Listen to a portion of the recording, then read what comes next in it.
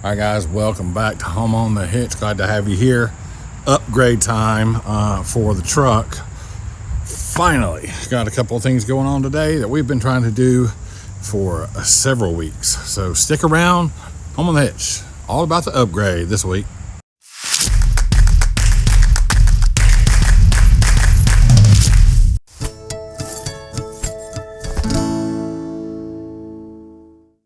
So I ordered this X4S Revolver back in the beginning of June with everything going on with supply shortages and all that kind of stuff. It took forever for it to get delivered. And of course it got delivered about 3 days after we left for our contract in Winston-Salem. So sat at home for about a month or so, driving me crazy knowing it was here. We made a special trip back to put it on a couple weeks ago, and when I unboxed everything, they gave me 2 left-sided rails for the cover. And you would have thought I had opened a pack of underwear on Christmas morning in a Nintendo box or something. It definitely let the air out of my balloon. But so it's a couple of weeks later now, and we've got the replacement rails in. They were pretty quick to get them out. Just had to deal with the online customer service. They FedExed them overnight once they were, everything was verified and they were picked up.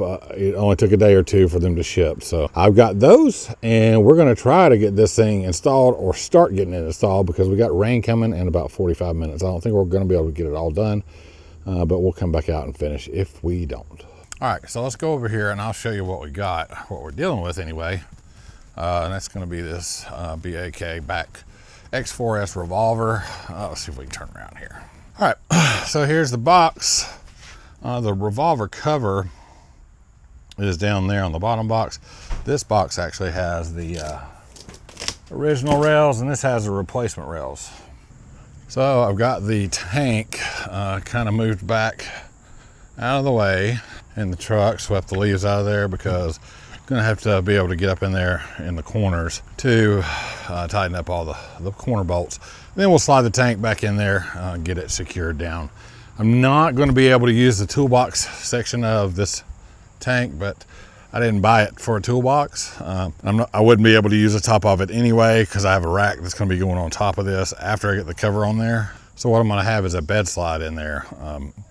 After all this is said and done, the tonneau cover's on there, racks on the top, and a bed slide for what's left of the bed in front of that fuel tank to hold tools, bicycles, all kinds of stuff. So comes with this bulkhead seal, basically a foam steel that is going to go up here, the cab, and run along this section right here all the way down to give it something to seal on this end. So I'm going to clean that up and get that stuck down. All right, so this is the passenger side rail. On the end, there is a foam bumper. The instructions say if you have a drop-in bed liner to pull that bumper off. But otherwise, we're gonna put it up here and push it all the way till it stops. And then we're gonna hop up in there and put the first clamp on. Coated clamps, they're nice. All right, so one thing that I did have to do, I had to go back and pull that clamp off and replace it, because the front clamp comes attached with the strap, basically, that will strap it in the open position. So I had to change that clamp out for the one with the strap on it. It was not denoted in the instructions, but I didn't look at it beforehand. So the side rails are on. Unfortunately, I believe that means that I've got to go pick this big, heavy roll up. This thing is exceptionally heavy. Like, exceptionally heavy. Get on top of the toolbox here. Try not to destroy it. All right. Come back this way, Tom. You weren't kidding, Terry. That thing's some sort of heavy. Roll it towards the front, it says. Roll.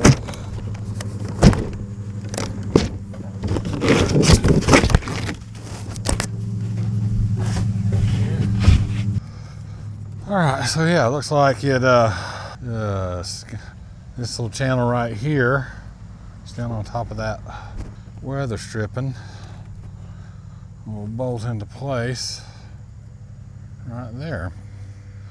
So let's see if we can get those bolts in on both sides. I'm not sure how tricky that's going to be. All right, so this is how the bolts go in. Up front, they just go into these slots and turn down into those slots where you can tighten the black plastic knobs up. So we're going to do that for both sides. Once we get those on there and kind of snugged up, we can check the fit and squareness and then tighten everything up, hopefully.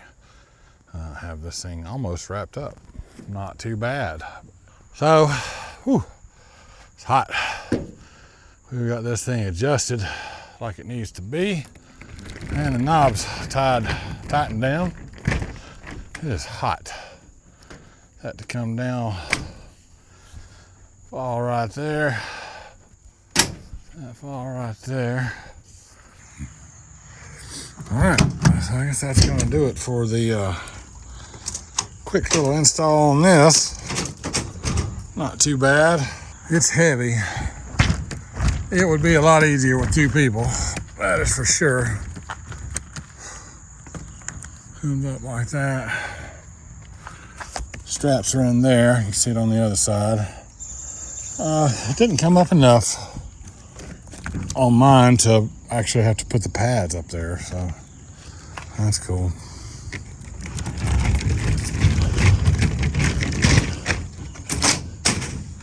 Click, click. Close the tailgate.